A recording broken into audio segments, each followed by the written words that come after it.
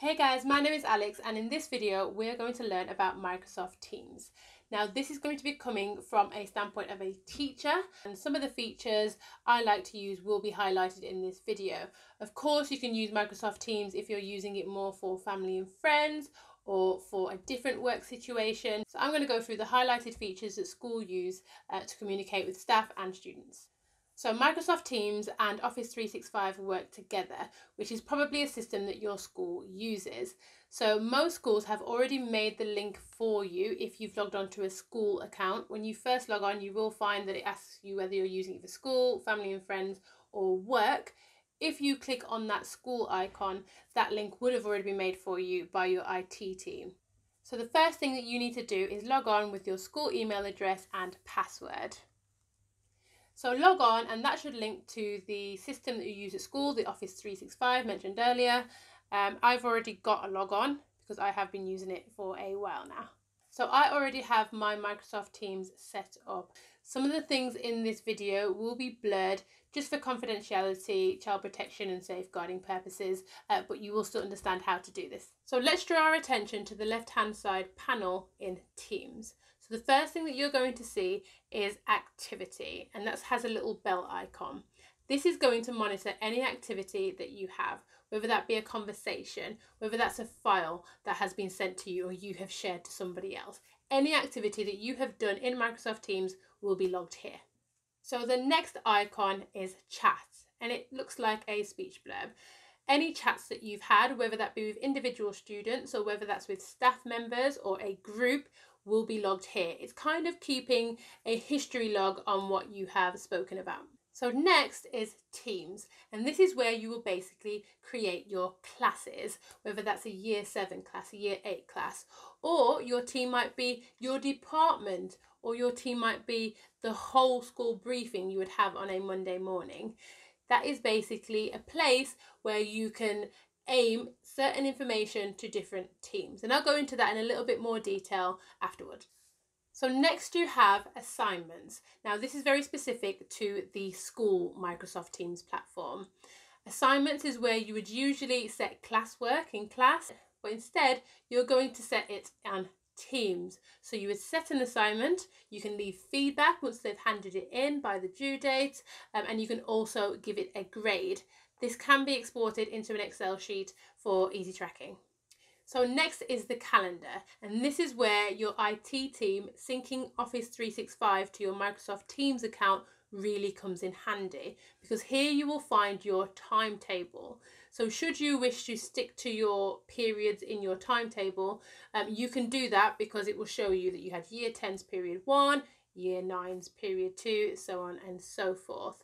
It's really helpful as well if you do want to do a conference call with your class or with a specific individual.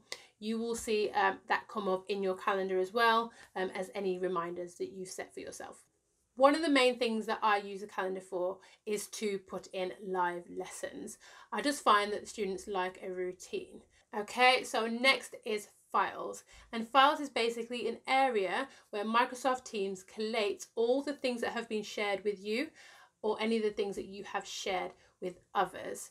It is connected to OneDrive, so that again keeps the link between locations should you wish to use that, but I find that that's really helpful in making sure that all my documents are kept in one place and are updated. So should you wish to give a file to a student because you think it's going to help them to understand the topic or support their learning, this is where you could find a recent files tab of everything that you have given. Okay, you're still with me. So we're going to go on to the ellipsis tool. Now, if you open this up, what you will find is that it will open up a range of different applications and features that Microsoft Teams offer. So calls is pretty much in the name. If you want to make an individual call to a staff member or student or a group of students, then you can do that here. And then streams, say you've recorded a live lesson, that would be uploaded into streams for the students to be able to watch at a later date. Now, if you find that you're using some of the apps that are in the ellipsis tool, you can just click on them and they will be added to your left-hand panel. A nice little trick with Teams is that you can actually reorder what's in your left-hand panel. So already I've mentioned that Teams is probably the icon that you're going to use the most. So you might want to put that at the top. It's just as simple as clicking, dragging it up, and then placing it at the top and reordering where you want them to be. You can also do this with Control 1, Control 2, Control 3, and so forth. So when you first log on, you are going to find a blank page. So you're going to have to start by creating your teams. So click on Join or Create Team. Then go on to Create Team. Now it's going to bring up 4 options depending on how you want to use this team. You've got a class, a professional learning community, a staff, or other, which would basically be study groups and after school club activities. So for demonstration purposes, I'm going to click on class. So you would name that class. I'm just going to call this one Year 8 English, and you can put a description, but I tend to just stick with the title. Click next. So that's going to create a team. So it's then going to give you the option to add your students. Now, if you do have the link with Office 365, you should be able to type in your student's first name and it will come up with all the different students with that first name. So let's have a go. So say I have a student called Olivia. So if I type that in, that's going to come up with all the students that have that first name, whether they're in year 9, year 10, year 7, it's the whole school. So you should know the surname of the student in the class. By all means, you can type in the full name, just click them and that will then add them to the group. So depending on how your school has set this up, you might be able to just type in year 10 and see what comes up. Maybe your group has already been collated. So do have a little play with that. So same thing with teachers, you can type in Mrs. A and that's going to come up with all the teachers that have that start, and the same again with Mr. So you can make teachers owners or members. They do have different restrictions, more so the members. Members won't be able to set assignments or mark assignments, whereas owners would have the capacity to do that amongst other things. Okay, so I'm just going to skip this as I've already set up mine and this is just for demonstration purposes. Teams can have a range of channels. So over here where it says the team name, Year 8 English, you will see general. That is one channel, but you can go in and add multiple channels. So for example, if you had Year 8 English, you might have a separate channel for English literature, another channel for English language. Get the idea? So I'm going to keep this demo team as general, which means everything that happens in this particular team will go into this channel. So within the team itself, you have quite a range of options. So let's go through some of them. So down at the bottom here, it says start a new conversation. And you can also @mention, which means that if you want a specific person to respond to what you said in that post, you would just say @Olivia Rada Rada. So you can type in hi everyone, and then just send that. And if you want to do a little bit more of an emphasis, you could put in new assignment released, C files for support materials. And again, they are notified when an assignment is posted, but you get the general idea. It just makes it stand out a little bit more. So you've got a paperclip option, and in here you can link to OneDrive and share a file from there. You can also upload from your recent, and you can also upload from your device, your computer. We then have smiley faces, GIFs and stickers. Kids love this part. I'm going to skim over those. So you've also got Meetups, which is really, really helpful. So you could name this intro, and then you would click Meet Now. And that would bring up your camera. If you don't want to be on camera, just turn it off. Same thing with the mute option. Then you have show conversation. So on the right hand side here, you can see the meeting chat where students can basically speak to you or answer questions. I would recommend that you mute all participants. Over here it says show participants, and you can just do that once you've got them in the right hand column. I don't have anybody in this group so you can't see it just yet, but you will have an option just at the top just to mute them. So you've also got more options here. So if you click on share, you can choose to enter your full screen mode, or if you have a really messy background and you don't really want to show that, you could click on blur your background. So let's have a look at that. So I'm going to turn my video back on.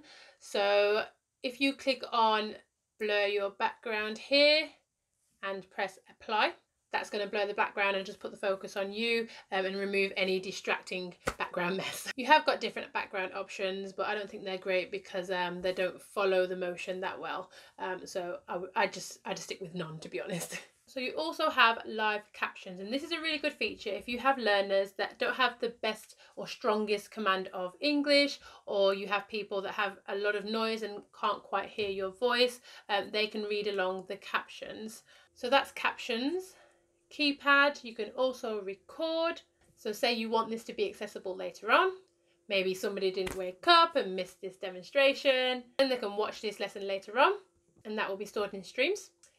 End meeting, and then that's just turn off the video. So the other thing that's really useful is down here where it says share. So you've got share your desktop, which will basically show you your entire screen, whatever you do on it. You've got share a window, which is just specific to the window that you want to share. And you've also got PowerPoints that you can share, which will come up on their mobile device, their laptop, their iPad, whatever they're using. So I'm just going to click on a PowerPoint to start with and show you that. So here we go, you can give them instructions, and they will see that even on a mobile device, and you can go along different slides here and they can follow along with you. And I'm going to click on stop presenting. So I would just say, if you do want to share, if you want to play a YouTube video or sound of any kind, then you do need to enable the system audio just by checking this box here. So here you can see my desktop. So that's pretty much it. So if you want to share some kind of drawing or explain something, maybe do a little bit of maths, you can use Microsoft Whiteboard. I haven't downloaded this, but you can just use it in the app. Say, I don't know, you want to do a maths equation, 1 + 1 equals. You could ask them to answer it, but yeah, you get the general idea. That's a cool feature too. So I'm just going to click on stop presenting and stop recording, because that's where I want them to watch up until at a later date. So that's pretty much the meetups.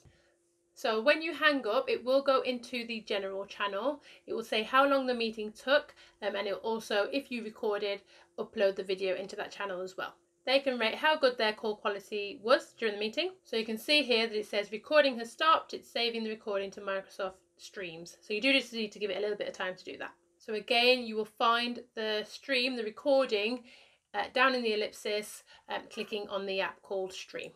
So as you can see, it's not yet downloaded, but give it a few minutes and it will appear here. So the students can reply and say, great video, miss, things that would say in school, or just give it a thumbs up using the emojis. Most likely that's what you're going to get. And that is a general idea. So say they don't want to speak on the platform and they want to speak to you one-to-one, they can just do that over in chat or by typing your name in at the top. So again, files are up here. They can get access to any class materials you think would help them. You've got class notebook, and then you've got assignments. So you can create an assignment, a quiz, or from existing if you already had a template set up. So you'd enter the title of the assignment, the instructions, exactly what you would want them to do. The majority of the time I am speaking over a PowerPoint, so it's quite brief in this section for me. And then you can add a rubric, which is basically a way of grading what they've done. So if I just click on this one to give you an example. So I've outlined that this is a P1, P2, MT, D2, and what the assessment criteria is to get that grade. So you can assign this to just one class, or if you click these windows here, you can assign it to multiple classes if they have the same task. And then you can give it to all students or just select students, and then the date due and the time due. And then you've also got grades here, which will basically list all the grades that you have given, and it also gives you the option to export this to Excel. So I hope that was helpful. That's pretty much how I use Teams on a daily basis. It's a pretty easy system once you get your head around it. And again, sharing resources, having those one-to-one conversations that you would usually have in the classroom can still happen in a remote space. If you are interested in looking at some of the other programs that I use, such as Zoom and Class Charts, then please do let me know in the comments below and I'll be sure to get that for you. All right, guys, until the next video, see ya.